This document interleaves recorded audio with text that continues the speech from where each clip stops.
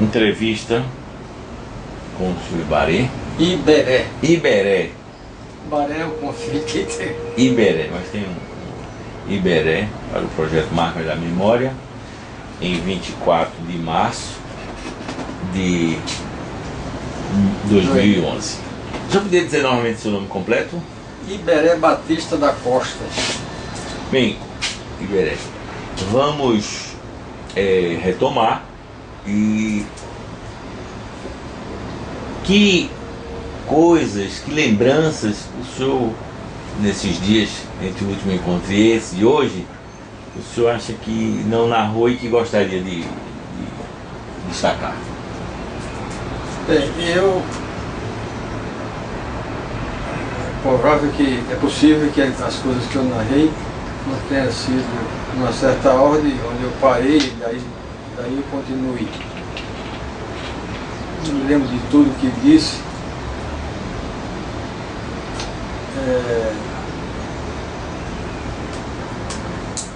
Falei da Rimas Raiz, no começo, falei da minha infância, lá em Natal, Rio Grande do Norte, das escolas onde estudei, até chegar em Recife, onde trabalhei na universidade e onde eu fiz um currículo de economia em 2 períodos bem distantes, por conta dos acontecimentos políticos. Quanto à prisão, não sei se entrei em detalhes. O senhor chegou a ser torturado? Não cheguei a ser torturado. Do ponto de vista físico, de alguma coisa, não. Eu sou muito sincero, eu poderia acrescentar muita coisa, como algumas pessoas acrescentaram, vestiram o manto de Cristo e tal, mas eu não faço isso. Não fui torturado. Agora, se ver a coisa do outro ponto de vista, considerar que o homem não é somente um corpo físico, um animal que aprendeu a andar em pé, e a partir de um certo tempo o homem é a cabeça, são as ideias, são os sentimentos, a afetividade, em determinado momento até sentimentos negativos. Isso aqui é o homem. Aí eu posso até dizer que sofri torturas, porque estar dentro de uma pessoa que lhe detrata, diz coisas que não poderia fazer parte de uma conversa de um homem civilizado, quando se está inquirindo o outro a propósito de alguma coisa supostamente errada, porque o que é certo é errado, é porque primeiro se criou a ideia de que tal coisa é certo ou errado. Né?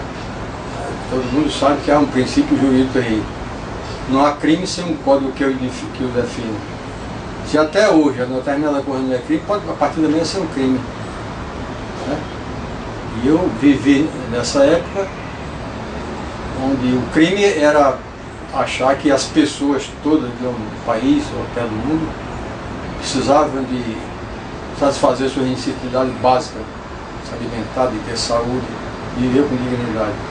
Isso foi o que eu tinha na cabeça, que eu tinha nas minhas ideias. E isso passou a ser crime. Bom, aí eu passei a ser um criminoso, com uma expressão escolhida no momento, era um subversivo, e por isso então eu tive que ouvir muita coisa injusta. E para as pessoas que pensam na justiça, nas coisas sérias, no respeito à dignidade alheia, isso eu considero, é um conceito que não está definido, mas eu acho que isso é uma tortura. Ouvir um cidadão supostamente competente e apto a cumprir sua missão, a fazer um inquérito com outra pessoa, tratar de uma maneira baixa, até com expressões que não se deve nem gravar, nem se dizer na frente dos outros. E a gente tem que ficar calado, porque não havia como se contestar esses homens. A contestação podia ser o desencadear de um processo diferenciado de inquérito, que é o da tortura e outras coisas mais graves. E eu passei por tudo isso. Então, se isso for considerado em profundidade, pode ser chamado uma tortura. Teve muita gente aí que, por conta disso, sem que fosse torturado fisicamente, chegou a condições extremas a sua saúde. Se for oportuno, eu citaria o exemplo de um homem que eu conheci, conversei com ele, participando até de reuniões na reitoria para tratar de assuntos da administração da própria instituição. Uma das pessoas mais decentes, mais sérias, mais puras que eu conheci, o professor Paulo Freire. Paulo Freire foi preso, torturado, e quando a família, a esposa e algumas pessoas da sua família foram visitá-lo, ele foi apresentado seminu, com a barba crescida, com um calção curto, arrasado fisicamente. Não é preciso que ele tivesse quebrado, levado um açúcar. Uma pessoa que tem uma conduta, um jeito de ser, de viver, de pessoa civilizada e correta, ser apresentada aos seus familiares dessa forma é uma tortura. Para um jovem campeão olímpico, ele faz questão de aparecer só com a tanga, que vai mostrar a beleza da juventude, a capacidade física e tudo. Mas para um professor intelectual que levou a vida mais sentado diante do livro do que praticando esporte, apresentar seminu é uma tortura. Eu ter que ouvir as coisas que eu vi, para mim foi uma tortura. Mas isso não está escrito. Não foi dito que havia tortura mental. Tortura só quando o sujeito está quebrado e sangrando. Aí eu não posso contrariar o que já foi previamente definido. Eu passei por essas coisas. A sua pergunta foi se fui torturado. Eu digo não, levando em conta que outros foram até o fim, foram até a morte. Apareciam nos bichões aí, com os olhos esbugalhados, a sangue do rosto quebrada, e ninguém sabia quem fez isso. Esse foi tortura. O Manuel Fiel Filho, que foi morto e esquartejado, foi Vladimir Herzog, que foi morto na prisão e acusaram que foi suicídio, porque não foi, depois ficou comprovado que não foi suicídio. A perícia mostrou que não foi suicídio. Essas coisas, os acontecimentos foram assim, mais graves num do que no outro. O meu não foi tão grave, eu ainda estou vivo, escapei. Outros que escaparam estão aí vivos, mas estão arrebentados. E muitos já morreram, consequência do sofrimento, se não de pancada e física, perdeu até a família, no caso de pessoas que até a família terminou perdendo, que adoeceram, que ficaram neuróticos, que ficaram arrebentados, que ficaram naquelas condições de correr para o trabalho, para construir a vida, se desnortearam. Eu sei desses casos, vi acontecer, pessoas que eu conhecia muito de perto. Então, olhando todo esse quadro, eu não fui torturado, eu não sofri coisas que me deixassem inutilizado, pelo contrário. Eu digo até que essas experiências me deixaram robustecido, porque às vezes a gente supõe que pode fazer uma coisa e não pode, e só depois que tenta que vê que antes devia ter pensado, isso não dá para ser feito. Mas a gente só sabe com a experiência. Com a experiência eu aprendi que, como se estavam fazendo as coisas naquele tempo, a gente não podia fazer. Aprendi. Então, hoje eu sei, qualquer proposta feita a mim hoje passará por um crivo muito mais rigoroso do que naquele tempo. Levando-se em conta outro detalhe muito importante, a idade. A juventude, um resto de juventude que eu ainda tinha, que eu era mais maduro do grupo, das pessoas participavam da luta naquele tempo, mas eu me considerava um jovem. Aliás, hoje eu costumo dizer assim, um pouco de blague, eu me considero um jovem antigo. Converso com muitos jovens aqui da universidade, os que já estão graduados, os que estão por aí, que casualmente se encontram e apresentam, e percebo que eles estão mais velhos do que eu, bem mais velhos do que eu, no que diz respeito às propostas de mudanças, né, para a sociedade que está aí hoje. Eu me considero mais jovem, porque eu acho que tem muita coisa para ser feita, deve ser feita. E que até me proponho ainda, se for oportuno, se me apresentarem questões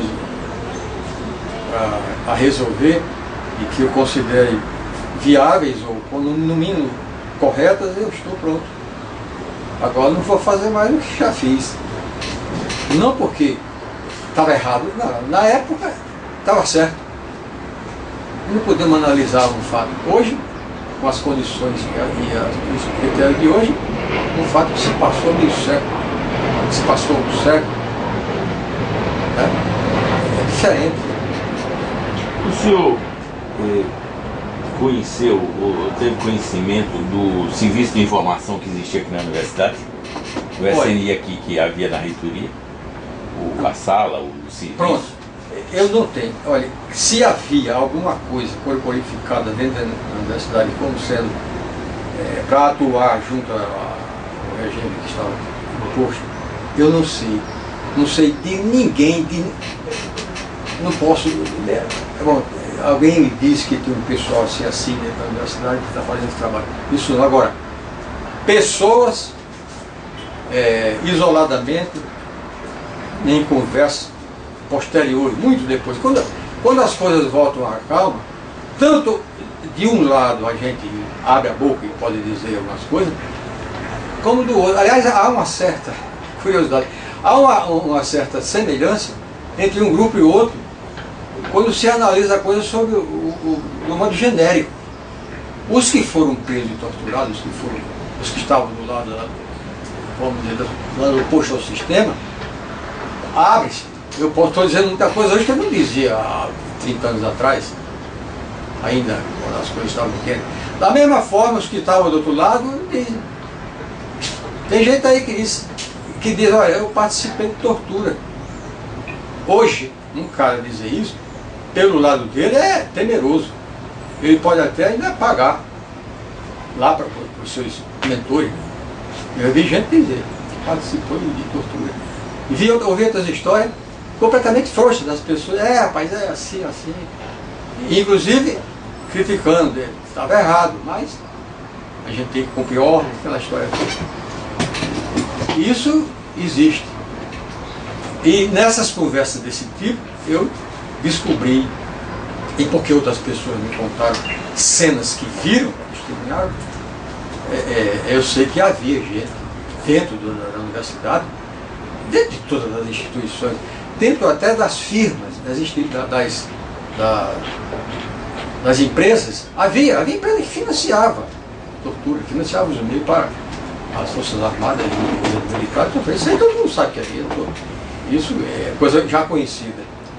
Mas eu sei de alguns fatos. Um deles, a Escola Técnica do Recife, que já passou por várias denominações, que eu nem me lembro qual é a atual, instituto, eu era instituto, né?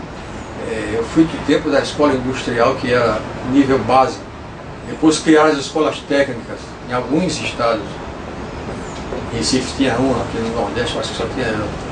E nessa escola técnica do Recife, tinha, não sei se está vivo ainda, um professor, que ele dava o nome dos colegas, e no dia seguinte um jipe sem placa, com o pessoal da Secretaria de Segurança, essas pessoas indicadas no jipe, e levavam para a prisão para colher informações, machucar, etc. E o tempo passou, eu sei quem é, jamais deixarei o nome, esse ele está vivo. Ele ficou de um jeito que, anos depois, quando alguém falava com ele, um ex-aluno antigo, que ele não se lembrava, ele ficava perturbado. Aí eu fiz um teste, encontrei com ele no supermercado. Professor, como vai? Tá ele? Oi, tá, tudo bem? Quem é você? Quem é você? Quer dizer, queria saber quem eu era. Por que essa preocupação? Eu seria possível um dos caras que foram prejudicados por ele. Aí ele, não, eu conheço o senhor porque trabalhei em tal área na universidade, e o senhor estava presente lá, vez por outra, conhece os colegas e tal. Aí ele se acalmava. Dentro do prédio de economia teve outro caso. Eu não tenho dúvida, o cara era dentro duro, trabalhava dentro. Não era uma coisa criada assim especificamente, com birô montado, porque isso também isso seria inadequado para ele, né? Fazer publicamente um grupo de pessoas para fazer denúncia. Isso aí ele jamais faria, isso aí é burrice. Se tinha, era de uma forma secreta. Mas um colega meu de curso da curso de economia, eu desapareci, apareci 12 anos depois, voltei à universidade, me concederam a matrícula para eu fazer as cadeiras que eu deveria fazer para concluir meu curso. E esses anos passados, 12 anos, ele tinha progredido e já era professor da universidade. Professor. Bom, quando eu voltei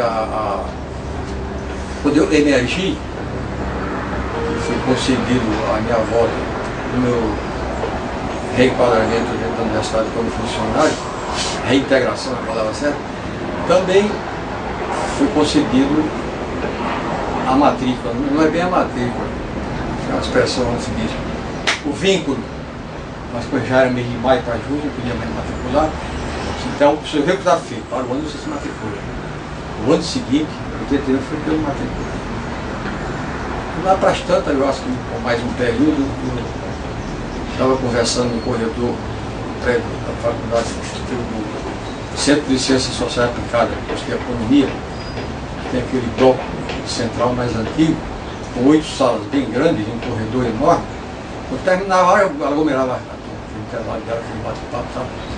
E ele estava a uma certa distância e ouviu minha voz. Parece que pela voz ele me identificou. De onde ele estava, ele olhou para mim assim, com a cara de espanto, porque correu o boato que eu era um dos que tinha morrido, tinha desaparecido. Desaparecido, mas não tinha morrido. Foi a última vez que eu o vi dentro da escola, onde eu vinha ser secretário do Centro de Ciências Sociais Aplicadas. Concluí meu curso, eu fui convidado a ser secretário. Trabalhei junto com o reitor, Reginaldo Bastos, depois vim trabalhar com o Dr. Germão. E andei perguntando, disse, olha, essa pessoa ensinou aqui,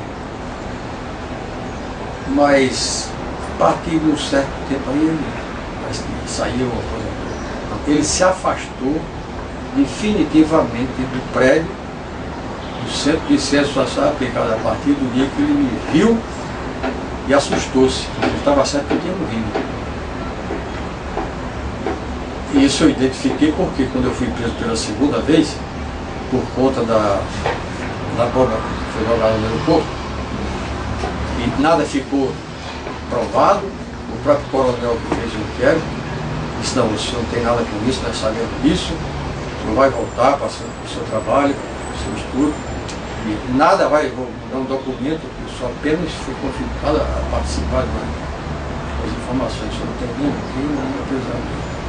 Mesmo assim eu passei 45 dias incomunicável lá no papel. E os oficiais que fizeram este inquérito insistiram muitas vezes comigo, o senhor não tem nenhum inimigo, nenhum colega que tenha algum problema pessoal com você? Nenhum. Eu não tenho nenhum problema pessoal, nenhuma inimizade, nenhuma briga, desde que fui com 12 anos para a primeira escola até hoje. Não sei se é preciso dizer modéstia à parte, eu acho essa expressão fuleira, mas em todos esses ambientes eu entro e saio, passo ano e sou aquele colega que todo mundo me trata bem, me respeita, até, curioso, eu pequeno era respeitado pelos mais velhos, mais do que outros da mesma idade aqui. Em brincadeira grosseira às vezes, mas nunca um disse qualquer coisa assim, de brincadeira mesmo comigo, me tinham respeito como se eu fosse o contrário, um adulto. Eu vivi sempre assim, foi assim que meu pai me criou. Meu pai era um general prussiano, em termos de disciplina. Meu pai não ria. Então nós nos criamos com uma pessoa que tinha que ser séria. E sendo séria tem que ser respeitada. E eu fui respeitado por todo colega da universidade, funcionário, que ainda me encontro por aí. Colegas que foram estudantes, que hoje são doutores e professores aí. O próprio Adinaldo Bastos, que foi meu colega, eu veterano e ele calouro. Depois eu me encontro com ele, doutor, dando aula de econometria aqui, para ele, economia. Todo canto que eu entro e saio, mesmo diante das pessoas que ideologicamente são diametralmente opostos a mim, naqueles tempos, mesmo na época, eu voltei, ninguém me tocava nesse aspecto. Ninguém nem falava em política, isso é uma forma de me respeitar. Não tinha nenhuma inimizade. E este cara, eu não quero dizer o nome, era onde se manifestava essa simpatia, essa coisa comigo. Mas eu desconfio, e depois, com esse fato que aconteceu no prédio da economia, não tem dúvida. As perguntas dos oficiais lá no quartel era porque alguém tinha dedo durado. Alguém tinha dito que provavelmente eram os que participaram da bomba do aeroporto, a famosa bomba do aeroporto. Oi, então, Iberê, né? Me diga uma coisa, o senhor falou da última vez duas coisas que eu fiquei assim, curioso de saber mais informações. Que o senhor atuou junto às ligas. Sim, né? é liga. Como foi esse trabalho? Olha, como era esse trabalho com as ligas? Há uma coisa aí, eu não quero dar aqui lição sobre os assuntos, mas a gente pensa, eu leio, gosto de ler, de me informar das coisas, de apurar as coisas, e terminei aprendendo algumas coisas. Por exemplo, o senhor sai daqui, vai viver Rio de Janeiro, São Paulo, assim, você não conhece ninguém, tem os novos colegas. Não demora muito tempo e termina uma conversa, noutra, tomando um lanche, conversando na reunião, vão descobrindo o seu perfil. Não tem pra onde, você não esconde. Só em situações extremas que eu me vi, eu tive que aprender isso. Eu até disse uma vez aqui que me considero ator. Porque onde a gente chegava, em qualquer canto, fica certo. Quando tiver 5 ou 6 pessoas reunidas numa conversa qualquer, mesmo desconhecidos entre si, tinha-se certo. Alguém aqui está do lado do sistema e está pronto a dar uma informação sobre quem quer que seja. Você tem que aprender a se comportar, a se conter, a sorrir mesmo com vontade de chorar. E no caso das ligas, eu estou trabalhando na universidade, estudante na universidade, ligado ao trabalho de Francisco Julião, existia razoavelmente muito. Claro que grande parte desses rapazes eram ligados ao PCB, Partido Comunista. E havia uma certa confronto de princípios, confronto ideológico, confronto do modus operandi de Julião. E mesmo com essas discordâncias, eles ajudavam. E Julião, que era um eclético, por natureza, achava isso bom.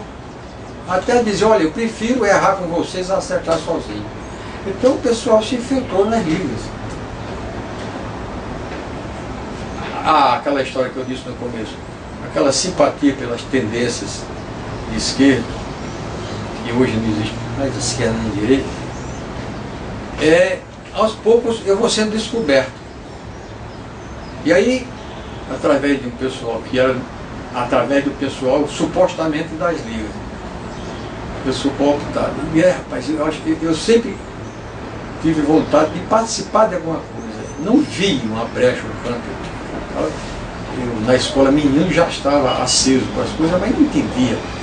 Nem conhecia muita gente capaz de, olha, vamos trabalhar com você, você vai ler umas coisas, você vai fazer isso ou aquilo. Ninguém dizia, simplesmente eu descobri que o cara era agente do partido. E vinha as prisões, as torturas que já havia nesse tempo, não tanto quanto depois do outro.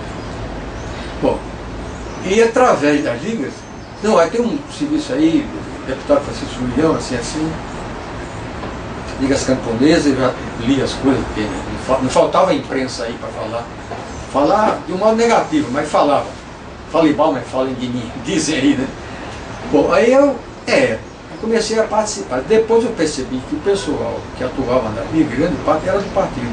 Atuava porque não deixa de ser uma oportunidade boa de penetrar no meio do campo, aquela ideia antiga, aquela discussão antiga desde o tempo da Revolução Russa, que a Revolução tinha basicamente a massa operária, era o trabalhador da indústria, era o trabalhador sindicalizado, que afinal de contas o camponês russo era muito mais rústico do que o nosso. Dessas ideias se discutiu, e o pessoal do campo não pode participar também, e depois chegaram à conclusão que pode. Os problemas são diferentes em detalhes. O operário organizado, sindicalizado da cidade é um, o homem do campo que não tem nada é outro. O modo, mas no fundo a luta é a mesma, né? É para sobreviver, para alimentar a família, é para viver com dignidade.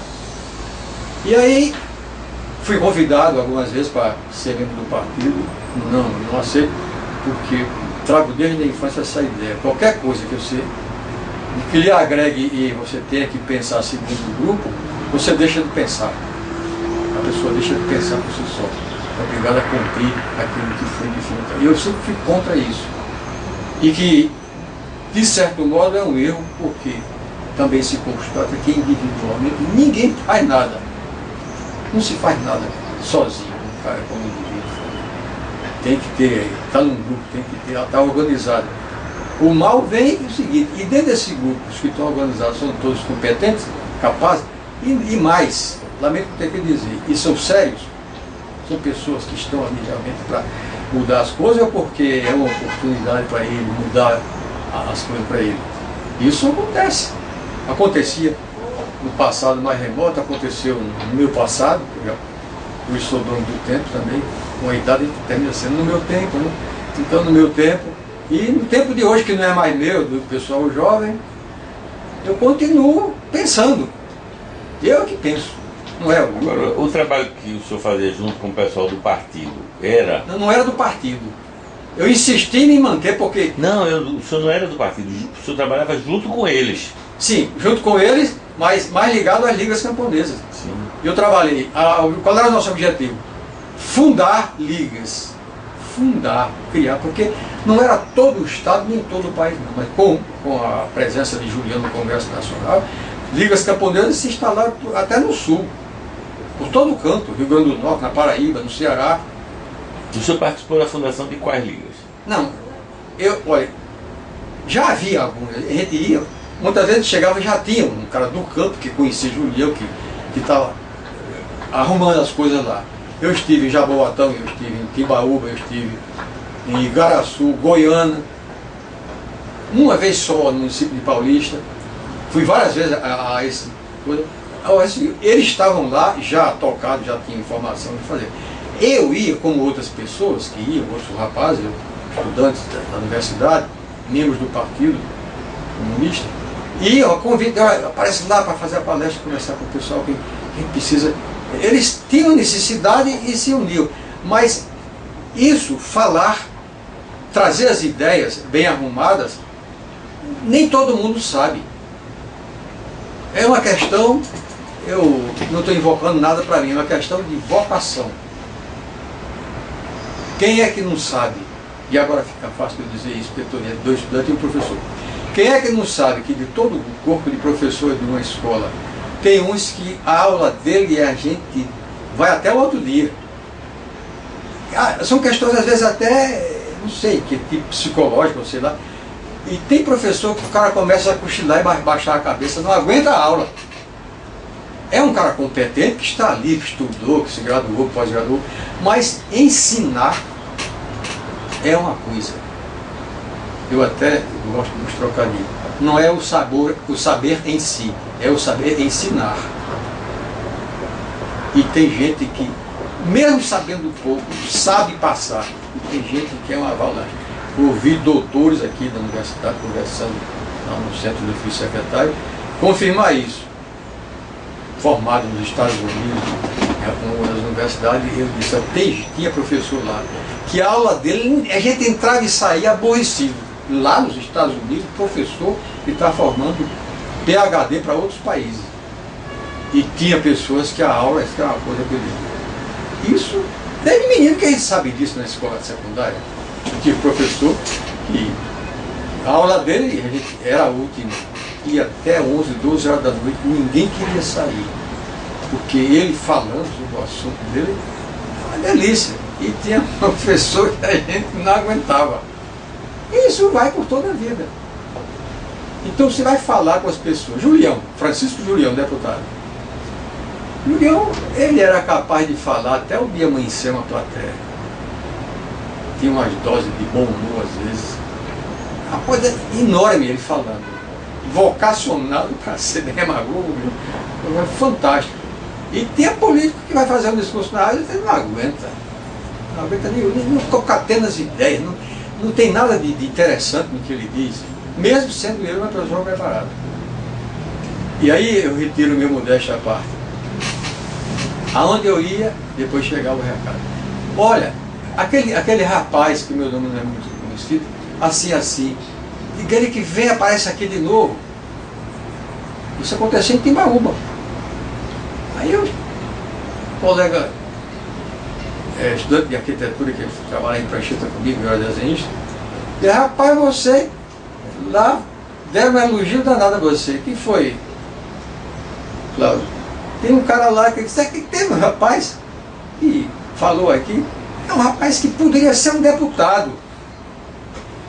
Por quê? O pessoal aqui só pergunta por ele, vem falar, porque eu não ia fazer proselitismo político, repetir chavões desse ou daquele partido. Eu ia para a realidade da vida dele, e o que fazer, por que acontecia isso ou aquilo na história. E ainda hoje me bato com essas ideias. Não tem que chegar em canto nenhum fazendo proselitismo disso ou daquele partido. Porque escolher um partido é como escolher um time de futebol para torcer uma religião. Você não pensa. O cara que diz que pensa que é livre pensador porque tem uma religião, a mim não me engana. Eu sou livre pensador, eu penso o que eu acho que é certo pensar, não porque tem um credo popular, ou porque tem uma norma jurídica popular, ou porque o time tem as cores tal na camisa. Não torço por nada. Eu tenho minhas ideias e acho que...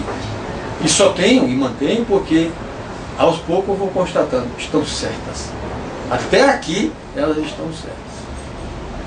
Abandonei uma associação que eu não cheguei a ser fundador, mas o pessoal me considera um dos fundadores. Fui no começo. Associação de Anistiados Políticos. Qual é o objetivo?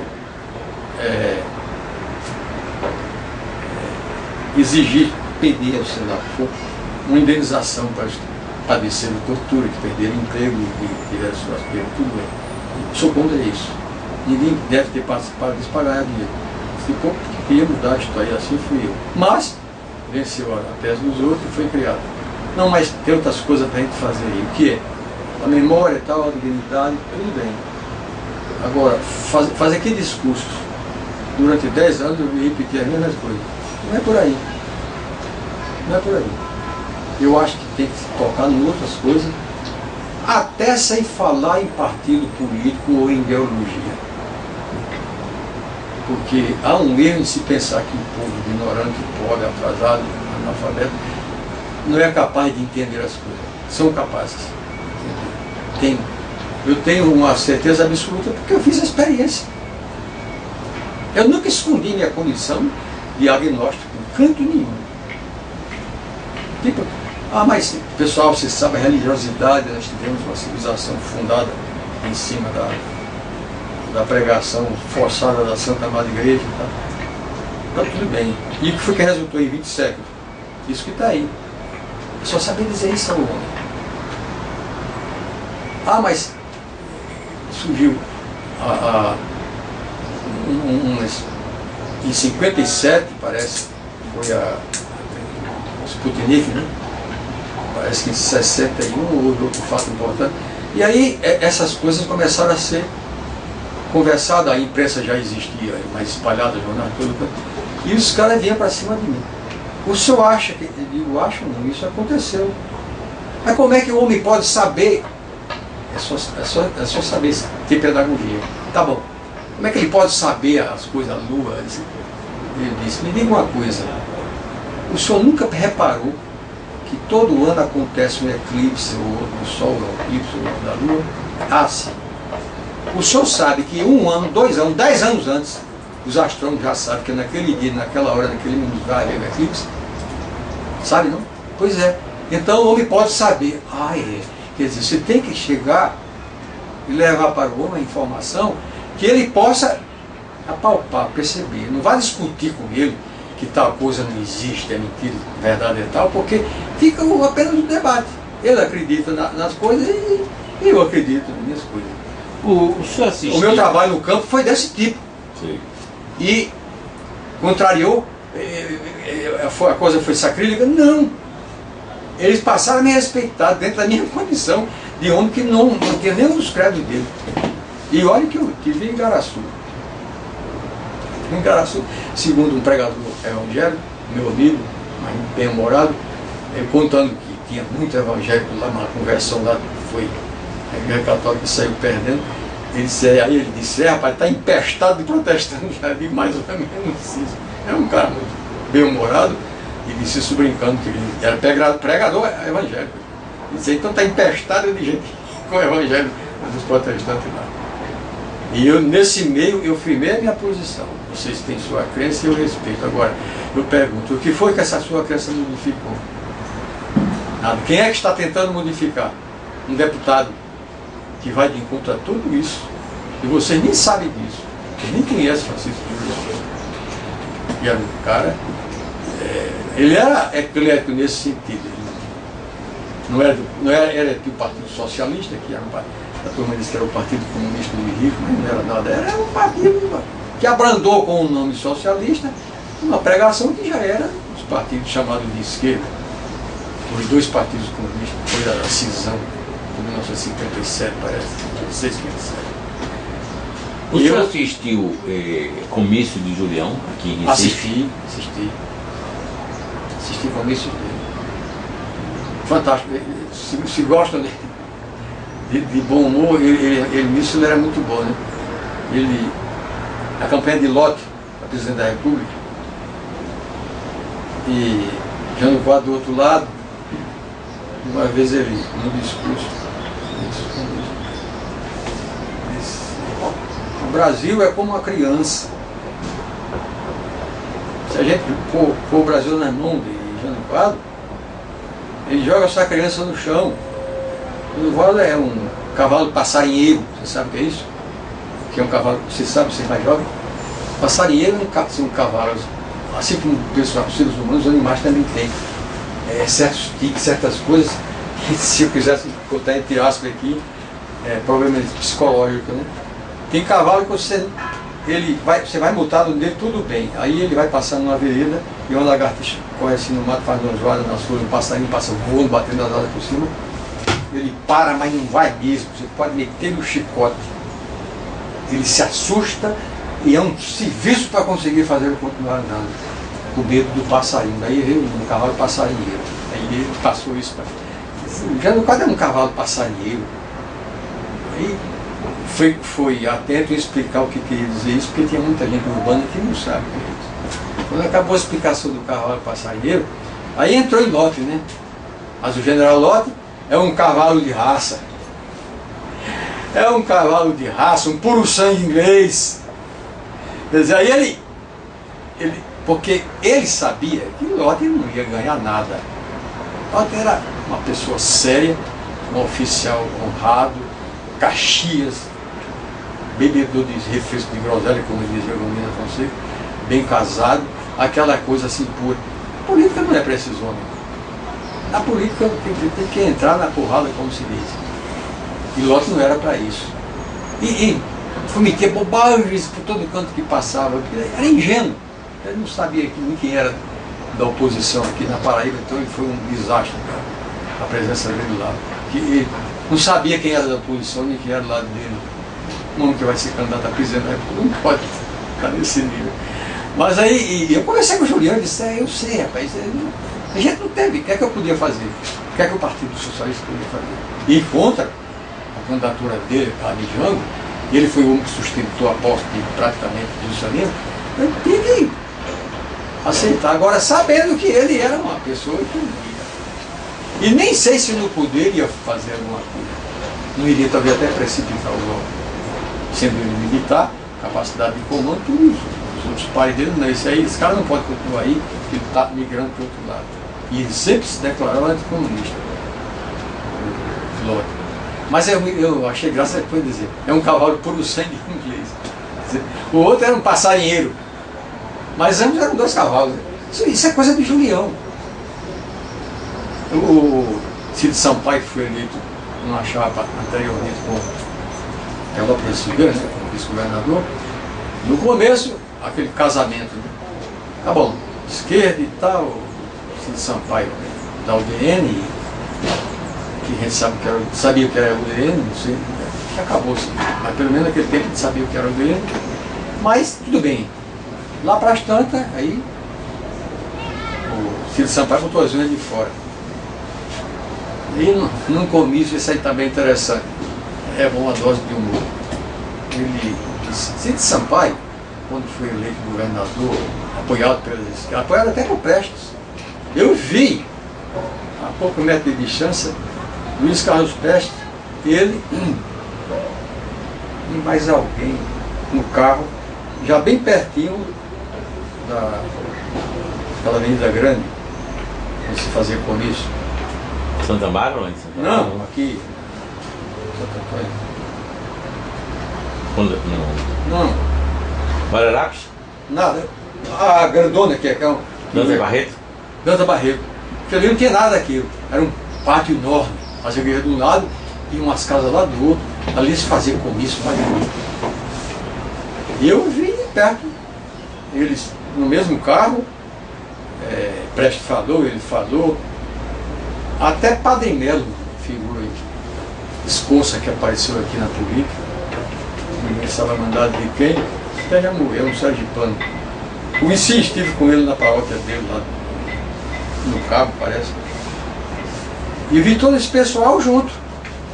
Pouco tempo depois, aí vem, as coisas não se misturam, né, com óleo e água, e Julião no comício tocou nesse assunto. Isso que acontece, porque o mesmo povo que estava ali tinha votado algum tempo atrás, apoiado pelas esquerdas, em Cid Sampaio. E depois tinha que ser contra. Aí Julião teve que arrumar o discurso. Disse, olha gente, vocês estavam achando estranho que eu esteja aqui hoje falando contra Cid Sampaio? Porque da outra vez eu vim e falei para votar. Foi oportuno, naquele tempo a gente tinha que fazer aquilo que não tinha outra forma também. Mas Cid Sampaio é um homem da remada curta. Eles tinham sido rapazes contemporâneos e remaram no clube da Almirante Barroso, quando jovem. E dizia, a gente lá no barco, eu não sei se isso é verdade, é uma invenção de Julião. A gente no barco, não sei se você já remou, sabe como é o barco, tem barco de 2 remos só, tem barco de 4 remos.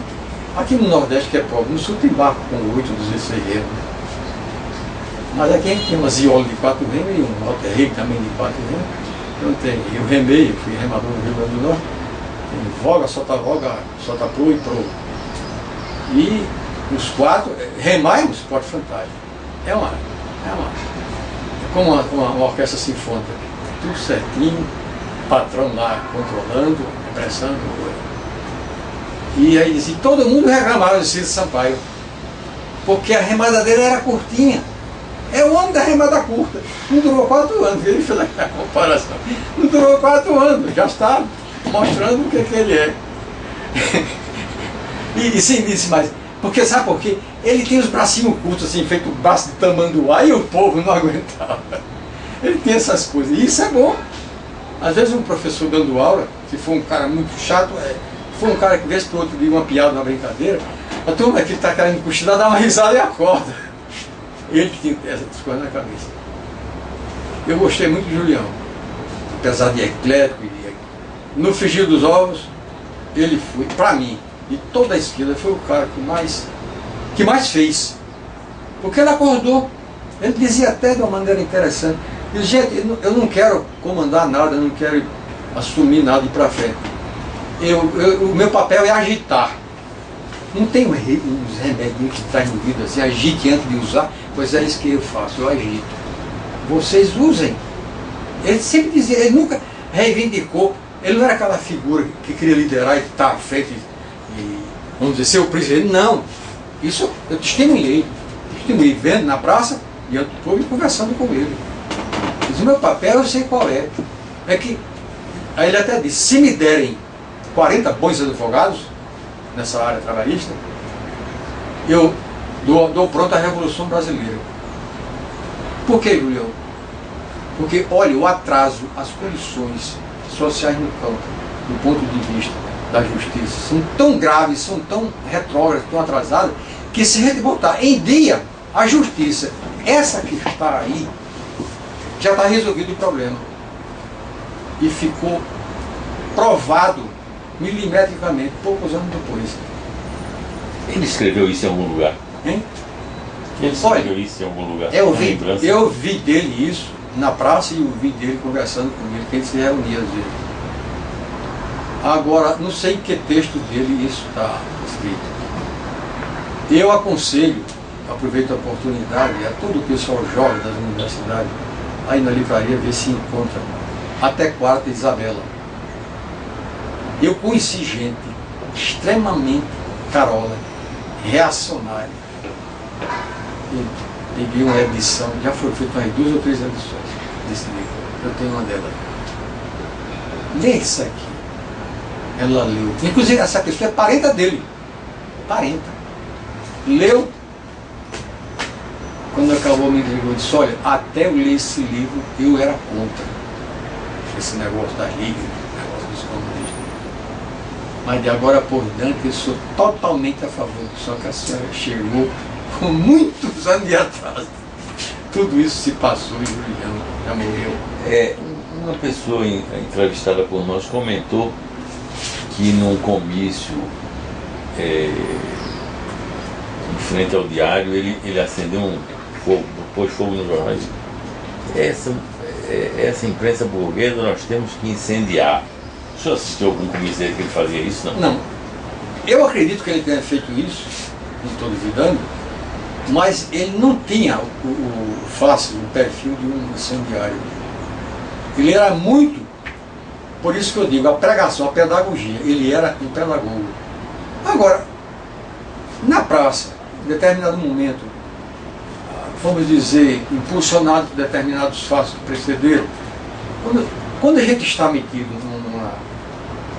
numa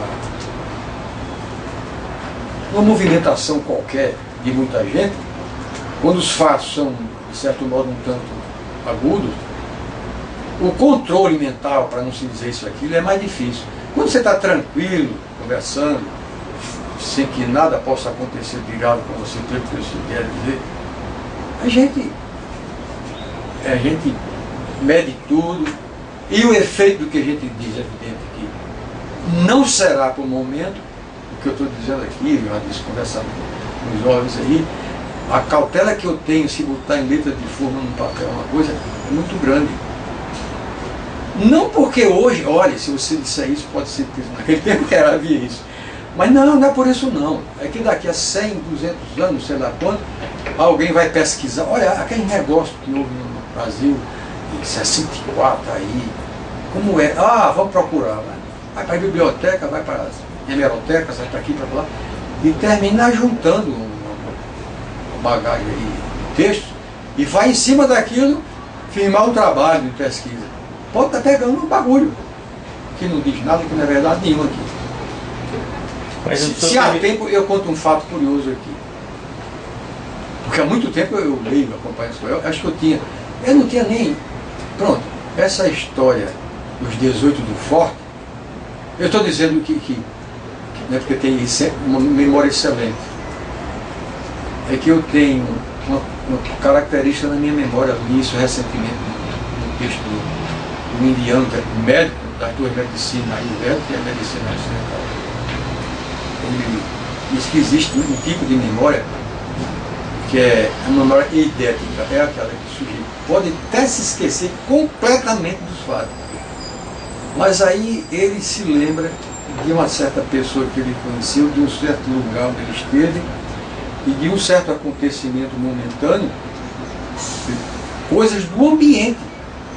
Quando ele reúne na memória essas coisas, aí vem aquilo que ele estava completamente esquecido. Eu tenho isso na cabeça.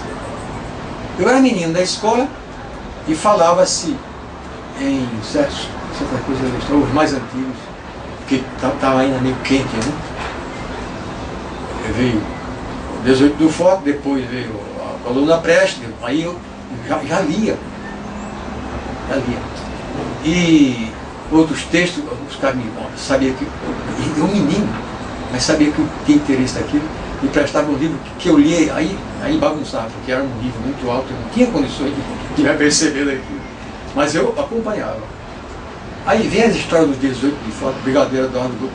E esse cara não está sendo execrado agora aí na candidatura contra Dutra, que era outro fascista, mas estava ao lado de Vargas, né? Aí, como é que esse cara... Não, mas sabe como é? Naquele tempo ele Prestes, Fulano, Siqueira Campos e tal, eram pessoas que tinham uma cabeça boa, eram jovens militares, que estavam ainda puros e tal. Aquela história uma tentativa de outra bobagem, que não tinha condição de tomar o poder. Aí degenerou não, descambou na Coluna Prestes, que depois também não teve sucesso. Aí eu digo, esse cara era isso, Brigadeiro Eduardo. Eu já acompanhava as coisas nesse tempo. Eu já via que havia uma diferença entre umas ideias e outras. E eu me perfilei ao lado de uma delas desde pequeno, desde adolescente, desde menino quase. E andei por aí até hoje. Você perguntou um negócio que parece que eu atropelei. Você perguntou. Sobre Julião, porque o senhor conviveu muito com ele, né? Não, porque ele ia para Brasília, ele ia para outros estados, ia para outras cidades. Mas quando chegava por aqui, ó, Julião está aí. Aí a patota toda se reunia e ia conversar com ele. Fui até uma vez para o aeroporto porque ele ia chegar e a polícia já andava ponteando, não para prender, não estavam prendendo, mas para ver quem é que ia lá, quem é as pessoas que acompanhavam Julião. E uma vez a gente ficou arengando, em cima de um caminhão, Juliana Bolé, ele saiu da avião, entrou na bolha do caminhão, e a patota em cima, e o Zico da Secretaria de Segurança fazendo gesto e apontando para a gente, falando com pancada e tudo, e a gente lá em que época? 63? Isso, não, foi talvez 62, 63, antes do golpe. E do golpe ele foi preso. Mas no governo de Arraes ou de Cid? Lembra isso, não? Não, aí o Arraes já tinha sido cansado. Quem? Isso aí foi já depois do golpe. Não, isso aí, não, isso foi, não sei se já era o governo de Arraes, eu acho que já era o governo de Arraes. Cid já era deputado, foi eleito para Alagoas até. Depois, mesmo no governo de Arraes, a polícia... Não, já tinha gente sendo preso. Tinha gente sendo preso. E aí, advogado ia e tal e soltava. Muita gente foi presa já no governo de Arraes. Não com a contundência que veio depois de abril de 64. Mas estava perto já, 63 estava muito mais de cima. 61, 62, 63, quando já era quente. Entendeu? Mas você falou uma coisa aí que eu me perdi. A propósito de ligas camponesas, Julião, participação. No comício que ele dizia, né, que pegava uma folha de jornal e queimava, sim, isso é uma coisa que acontece. Eu não estou dizendo que ele não fez isso, porque ele não tinha o perfil do INSE, pelo contrário. Sabe o que havia naquele tempo? Os jornais que estavam aí para defender o sistema encomendavam pessoas, vai para os canaviais, nessa estrada que vai de Agaraçu até Goiânia, toca fogo nos canaviais. O cara ia e tocava. Aí o repórter ia com os fotógrafos, cinegrafistas, fotografava que Julião tinha mandado incendiar. Não foi Julião que mandou incendiar. E tinha até outro fato mais mas injusto. Queimar o canavial fazia parte da tecnologia dos nossos engenhos. Porque o trabalhador do campo cortar a cana com a palha, que eu aprendi porque eu vivi dentro do canavial do meu avô, que a gente chama de bandeira, no meio das bandeiras do canavial, é um negócio desumano. Quem não conhece cana-de-açúcar, que é bom o açúcar, é doce, mas não sabe o que é uma palha de uma cana-de-açúcar. É uma serra com os dentes bem inclinados de baixo para cima. Se você se esquecer de passar um braço por uma folha, ela corta como se fosse uma navalha e sai todo ensanguentado. Os caras botavam uma manga improvisada de camisa no braço, um pano na cabeça para cortar a cana. E aí isso implica em demora, e pouca gente, ou menos gente, iria topar só se estivesse na situação extrema. E isso era mais difícil. Aí descobriu o seguinte: e se a gente toca fogo? Queima, a cana fica nua. É só corta-se muito mais ligeiro, problema do tempo também. Eu estou dizendo que eu vi isso. E vi porque no canavial a cana é uma gramínea. Ela tem aquelas primeiras folhas, vai crescendo, surgindo aí. E as de baixo vão secando. Do meio para baixo, numa cana que está no meio do canavial, as folhas já estão secas. Estão vendo mais ou menos do meio para cima. É só chegar e riscar um fósforo. É mesmo que querosene.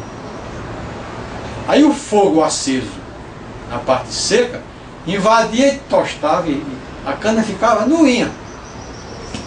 Aí é só meter o facão embaixo. As canas que eram cortadas e carregadas para a usina iam todas meio carbonizadas. Eu vi muito isso.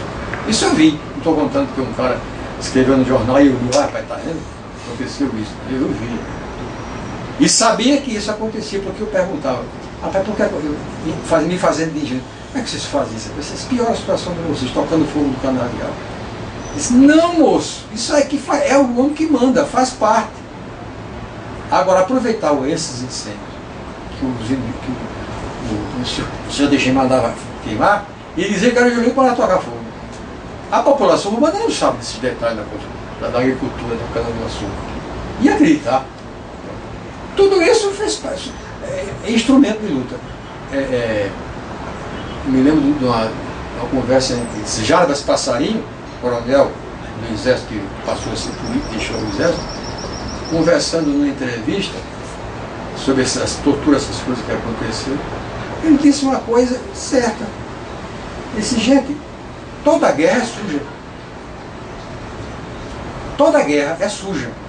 Guerra não é um negócio, é pensado cientificamente para fazer, agora fazer correto, tá? Não vamos matar criança nem mulher, matar só soldado. Não dá para ser assim. Não dá. Bombardeia e mata todo mundo. Tudo que se fizer que dentro do olho da população, pelo menos na sua maioria, repercutir com um fato favorável ao cara, ele vai e faz. Ele mata para dizer que foi o outro que matou. Ele toca fogo para dizer que foi o outro que mandou tocar fogo. Entendeu? As coisas que aconteceram, só com a experiência que eu tive, é que eu vi, a gente se meteu numa empreitada para fazer aquilo que a gente não podia. Primeiro, se espelhar na Revolução Cubana. E nisso aí houve uma grande polêmica entre o Partido Comunista e a Liga Santoneira. Polêmica e encrenca mesmo. A gente estava errado, não podia fazer, se meter a querer ser Che Guevara, etc. Mas aquela história, há muitos anos que muitos jovens já estavam envelhecendo, esperavam por uma revolução para mudar a história. E esse tempo não chegava.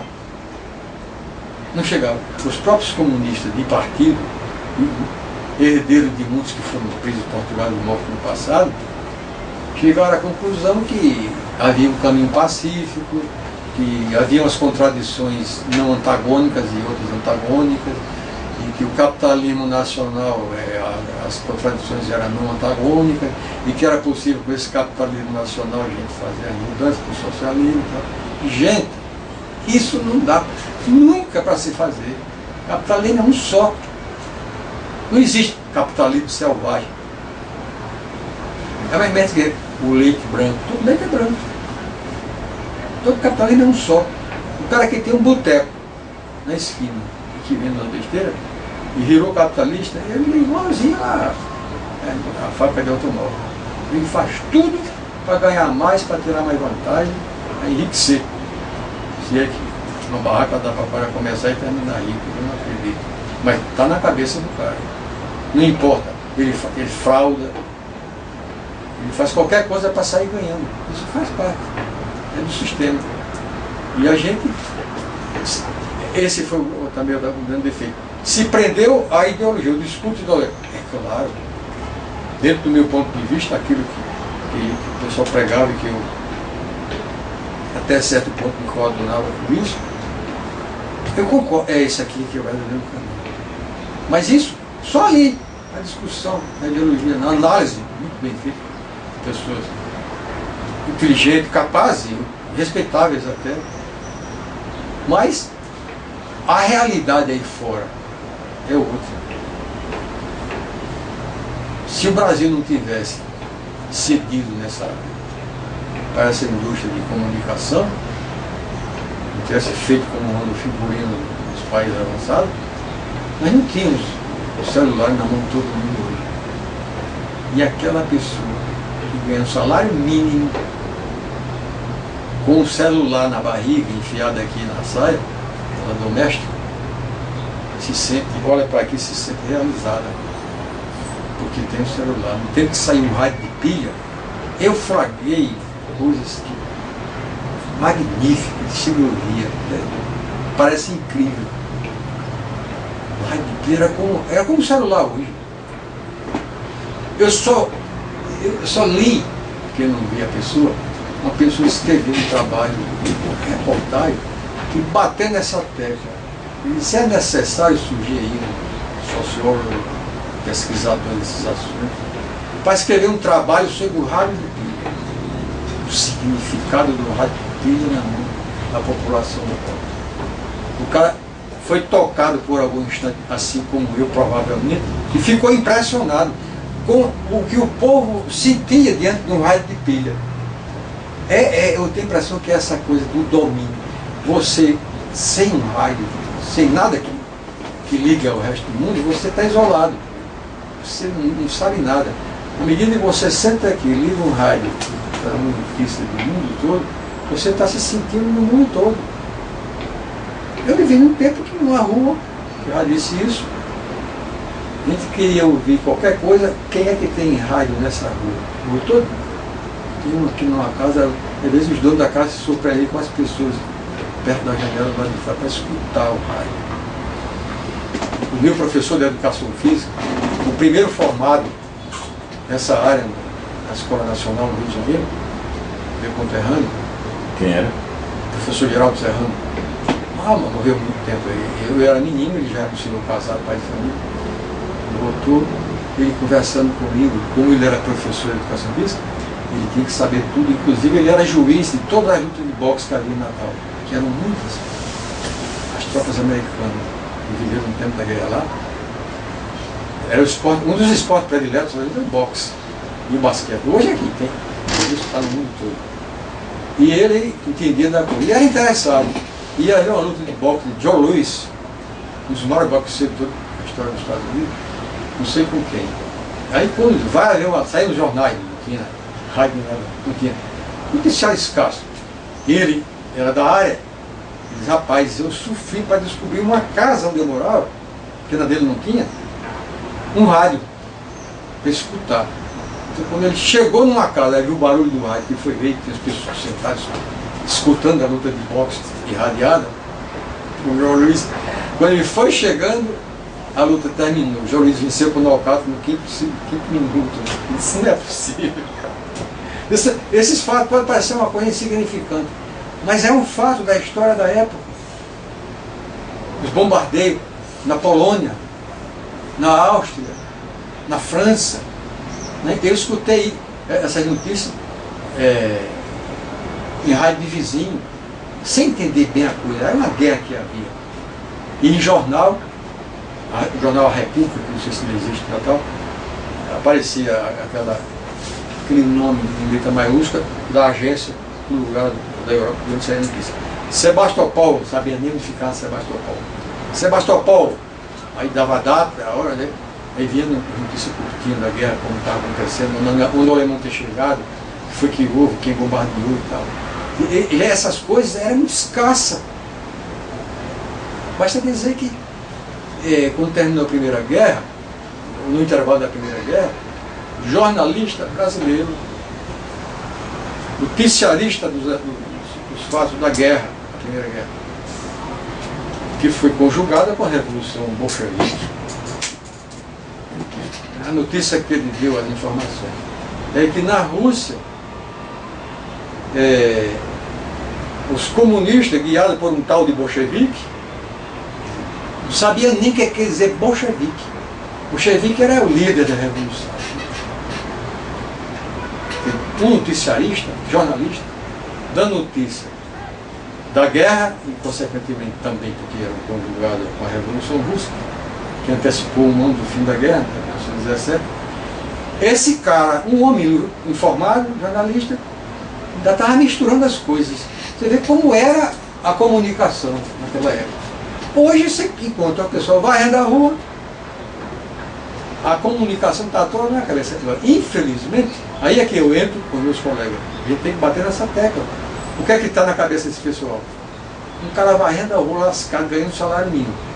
Mas ele sabe o campeonato europeu, o Inter de Milão, o Barcelona, quem ganhou, quem não ganhou, qual é o jogo que vai haver, ele sabe tudo. Isso é um ópio. Isso é um ópio. O cara está dopado com isso. Esse cara jamais vai sentar aqui no centro para ouvir. O professor Antônio Montenegro vai fazer uma palestra sobre esses acontecimentos e tal, em 64, porque aconteceu isso, as lutas e tal. Vem ninguém. Dentro da própria instituição, muitos estudantes não vão nem ver. Agora, vê o jogo do Santa Cruz com o Náutico. Enche a rua. Vê uma parada gay. Acabou. Toma a cidade.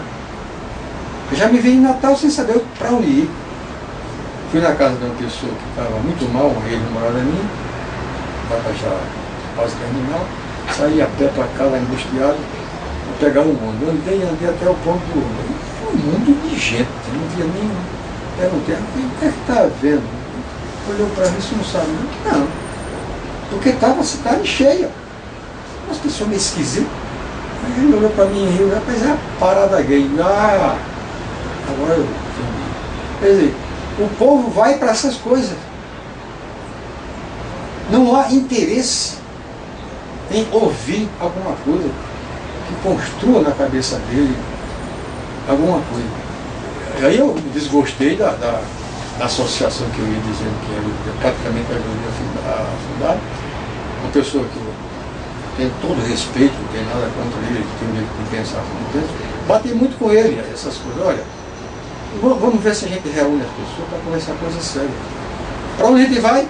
Bom, vai haver um torneiozinho de futebol, vai ter um som. Um som é uma caminhonete com um microfone altamente estridente, tocando umas coisas que não tem nada de música. No meu vocabulário eu chamo de diarreia sonora. E a uma distância de 10 metros, não dá para você falar, com nenhuma pessoa que estava lá, não dá para estar escutando. Tem que combater isso.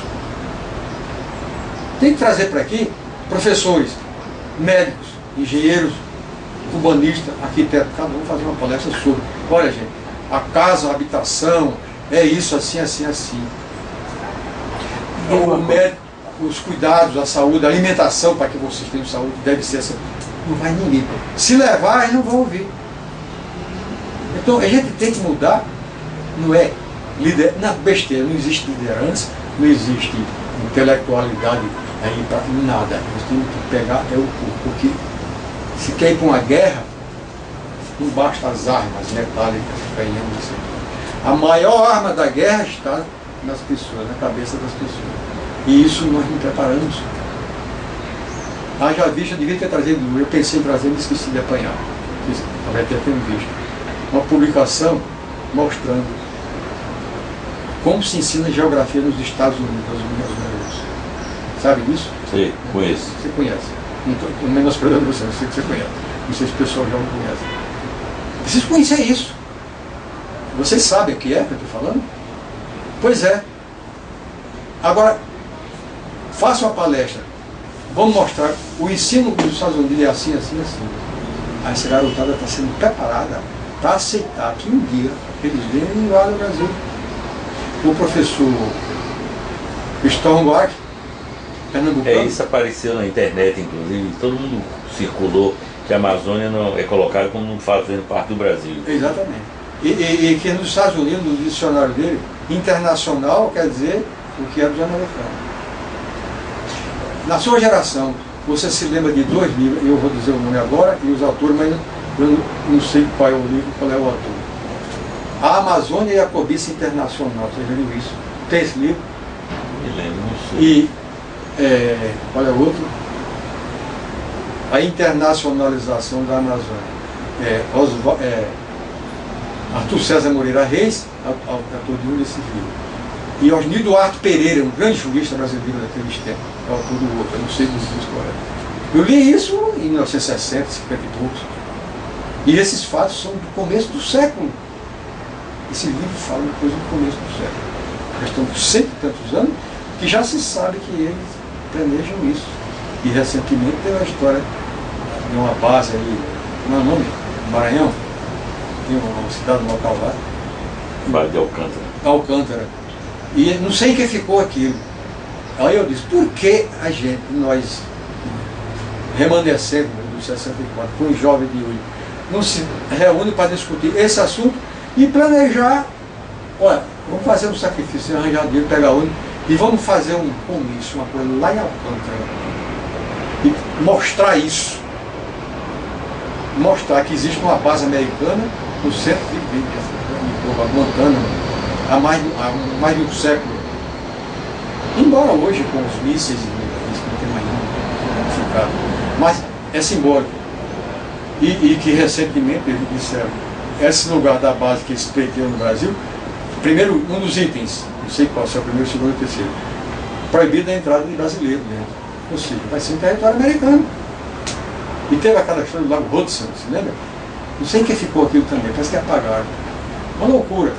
Quer dizer, a gente está sujeito a isso. Agora, eles estão preparando armas, estão preparando caminho, nada.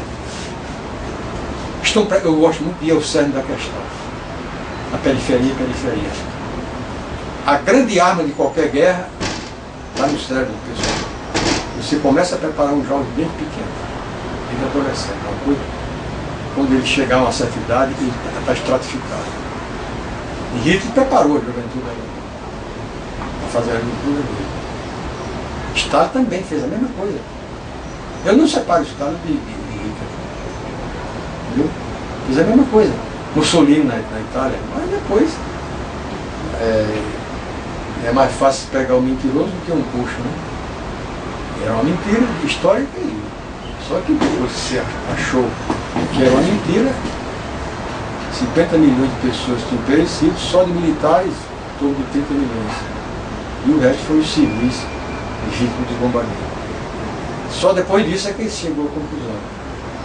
E o próprio Winston Churchill, eu respeito como um cara inteligente, intelectual, escritor, disse no livro dele, Grandes Contemporâneos, nós fizemos toda essa guerra contra o comunista, a Rússia, durante algum tempo, sem perceber que o nosso grande inimigo era o nazismo.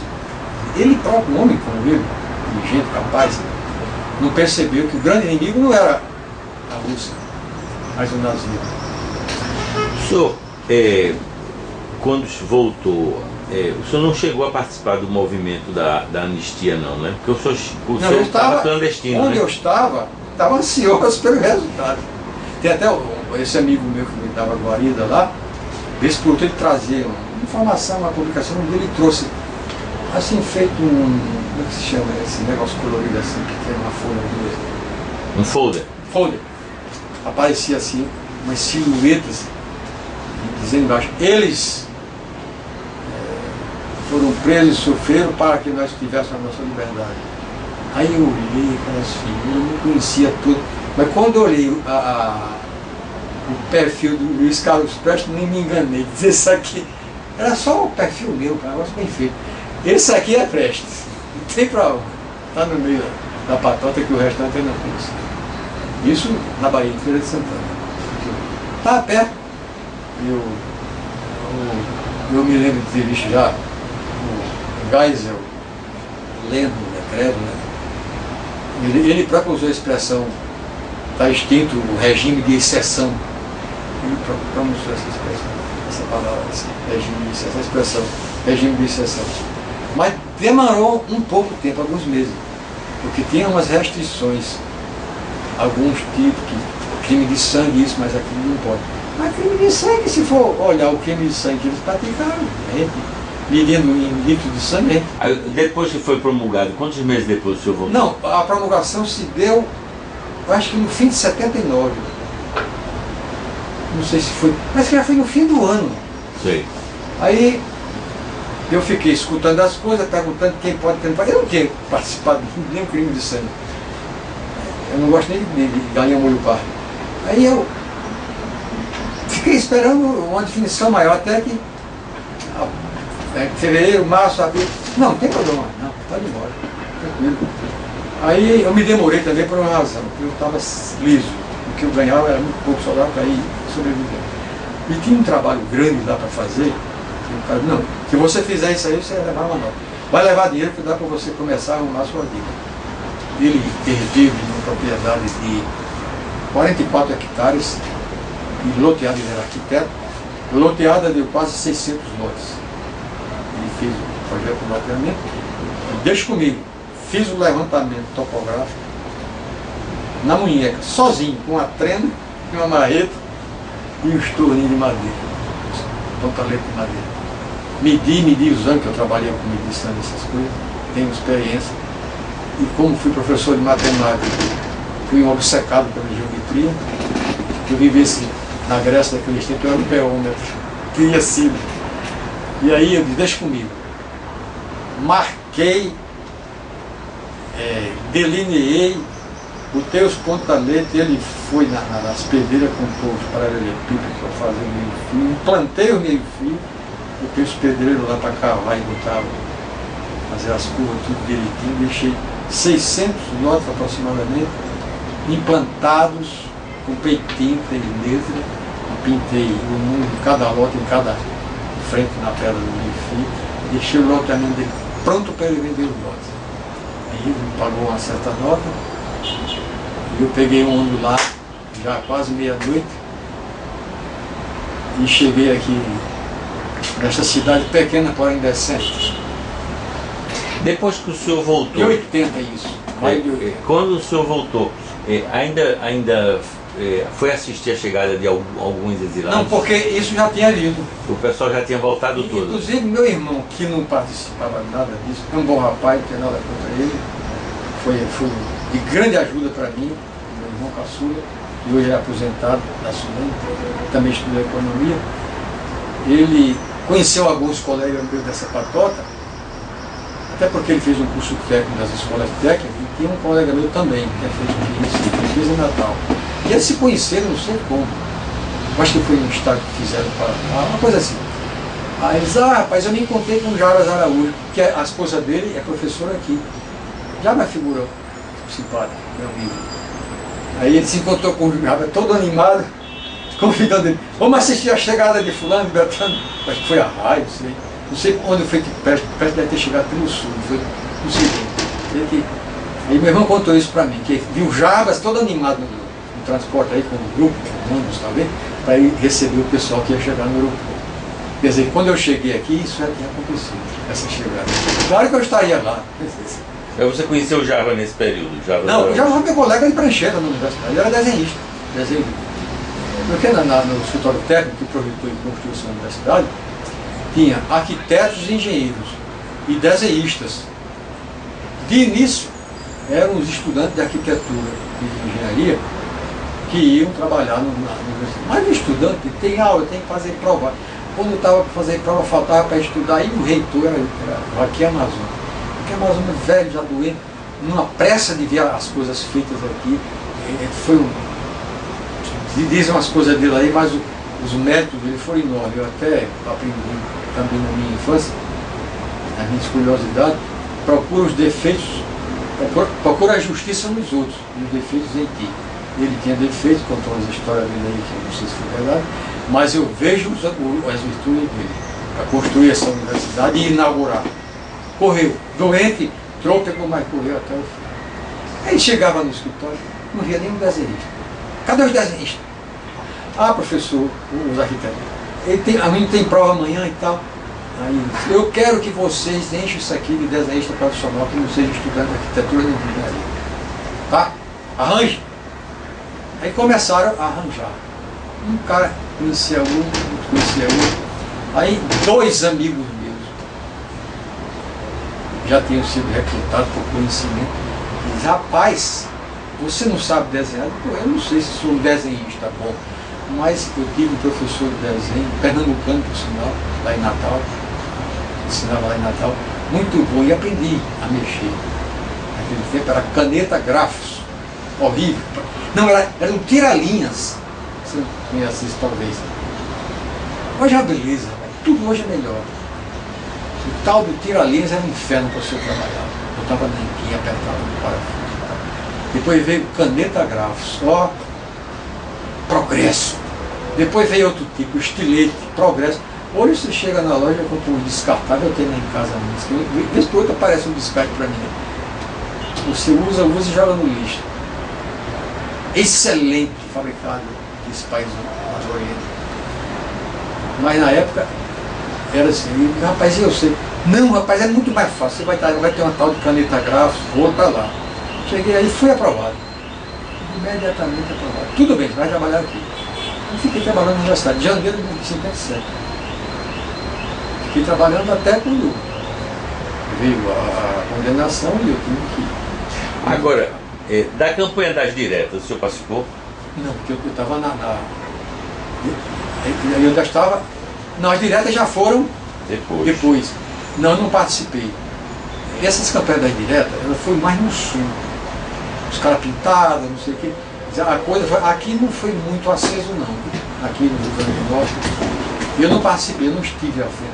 Agora, estava solidário com o pessoal. Também não via muita gente ao redor de mim que tivesse participado. Isso também tem importância.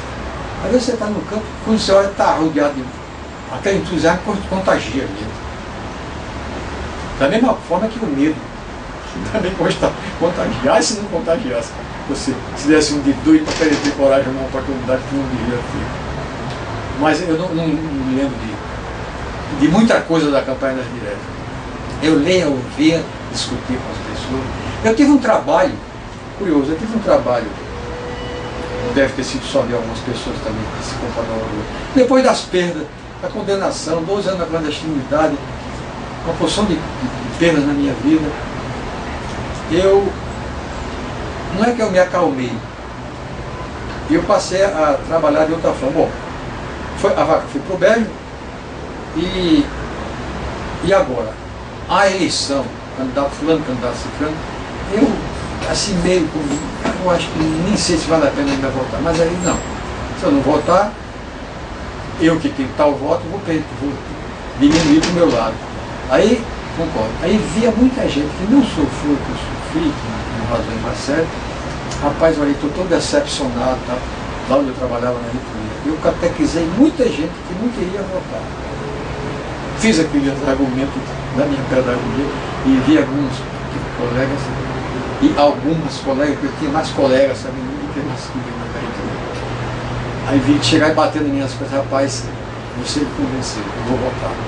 Aí até disse, escolha com quem você quiser votar. Eu não estou pedindo, fazendo campanha de ninguém.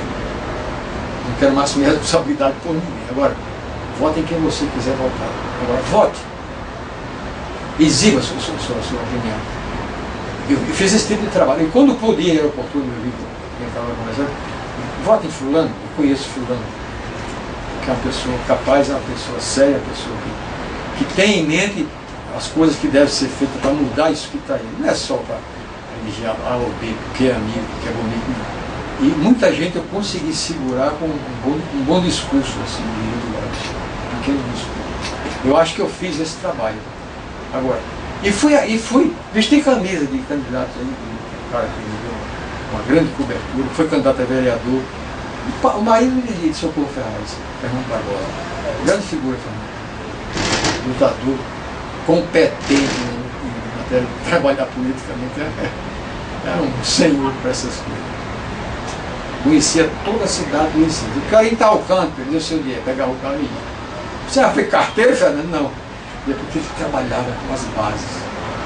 Sendo uma pessoa ligada à SB, ele trabalhava em escolas, em sindicatos, em associações de bairro, em hospitais pequenos que tem no subúrbio. O cara conhecia, ele acordava às 5 da manhã, 6 estava no carrinho, no carro velho, correndo para trabalhar nos hospitais. No hospital, nessas, esse lugar onde se atende o pessoal. Ambulatórios, né? Ambulatórios. E também, não sei se ele também trabalha no hospital. Ele veio trabalhar no hospital. Ele veio a ser um dos, na diretoria coletiva do Hospital das Clínicas, ele veio a ser um dos, na gestão de paraibano, que morreu num fato repetindo ali. Lafayette, Geraldo Lafayette. Não sei se você era estudante do tempo dele. Bem, vamos encerrar então a nossa entrevista para o projeto Marca da Memória, e eu gostaria de publicamente pedir autorização para podermos dispor no site do Memorial do Ministério da Justiça, como também no nosso site da Universidade, a sua entrevista. Olha, tudo que eu disse respondo. Acho que numa conversa assim, solta, frouxa, muitas vezes a gente, até por não se lembrar ou não ter sido perguntado, a gente omite alguma coisa importante e muitas vezes a conversa se dilata no ânimo, na boa vontade, e a gente relata muito fácil que às vezes não tem muito assunto, que não merece ser posto em letra de forma para o futuro. A gente deve fazer uma certa economia para que o jovem do futuro não tenha que ler um calhamaço para obter um pequeno resumo. Eu sou muito atento a todos esses detalhes. Não é porque fiz economia, não. É porque isso, eu fiz 2 cursos de economia. Um esse, outro ao longo de minha vida. Filho de pais pobres, que teve que trabalhar para comprar tudo que precisava a partir de 13 anos de idade. E o dinheiro foram 5 cursos. E eu aprendi o tempo também. E eu aprendi tudo que se faz deve ser feito sem desperdício de energia, de tempo, é possível que nessa conversa for, muita coisa talvez não seja importante, fundamental. E que, como já repetindo, muita coisa que eu poderia ter dito na animação da conversa, talvez tenha saído pelo ralo. Mas eu estou à disposição para qualquer uma outra entrevista. Mas o senhor autoriza a gente a divulgar? Autoriza. Tá bem. Então vamos agradecer e encerrar.